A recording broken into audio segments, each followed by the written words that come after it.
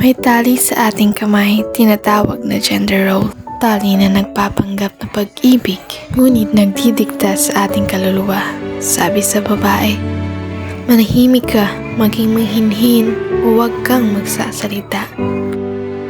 Sabi sa lalaki, magpakatigas, huwag kang iiyak, ikaw ang tagapagpangalaga.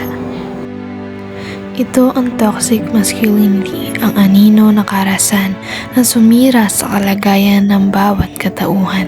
Bulag na lipunan, hindi sila pinapahalagahan.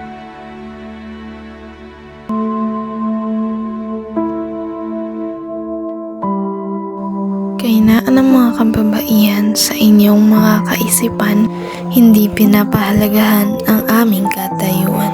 Mahina, mainhin at walang karapatan. Iyan ang salamin namin sa lipunan. Tama nga bang kami saktan? Iniisip nyo lamang inyong kapakanan. Diskriminasyon sa kababaihan mula sa iba pang kasarian. Sa lipunan, sabi nyo'y wala kaming kakayahan.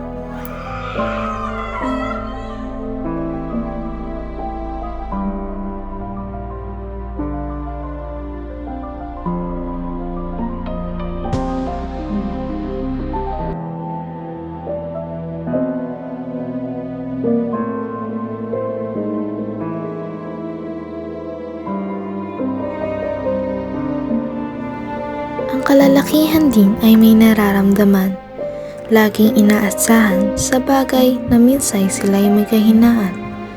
Hindi ka pwedeng lumuha, sa harap nila ika'y mahina. Bakit nga ba tayo nanguhusga? Tayo ba ay naibubuga upang sila ay maliitin at tapak-kapakan pa? Tunay nga na kami ay matapang, malakas at matatag. Ngunit sa loob, may damdamin kaming hindi hinahayag. Ngunit kami ay may mga puso, damdaming hindi kayang idikta. Sapagkat katulad rin namin kayo, na parehong mga tao na dapat nagkakaisa.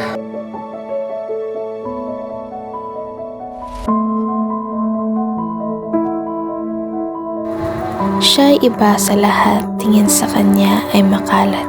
Pisikal niya ay iba, pulong ng puso niya ang nadarama. Iba man ang inyong makita, kakayahan niya ay wala ka. Nilalait sa lipunan, tama bang siya'y hindi pakinggan? Tinanggalan ng karapatan, ipinakita ay karahasan. Mga LGBT, biktima ng karahasan, ugat ng diskriminasyon ng ating lipunan. Madalas minamaliit, ngunit puno ng kakayahan. Alam mo bang siya'y makakatulong rin sa lipunan?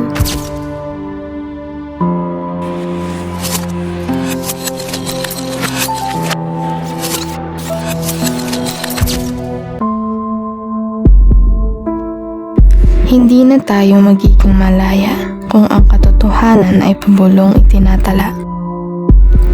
Hindi na sapat ang pag-unawa, kababayang bulag sa sistema. Kailangan natin ng kritikal na aksyon upang bagong henerasyon ay bumangon. Ibasura ang nakasanayang paniniwala upang diskriminasyon at karahasan ay matapos na. Maging edukasyon ang ating sandata dahil katarungan ang ating pag-asa.